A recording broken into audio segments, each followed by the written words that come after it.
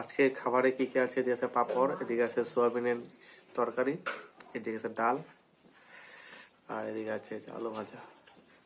তো বন্ধুরা আমি খাওয়া শুরু করি।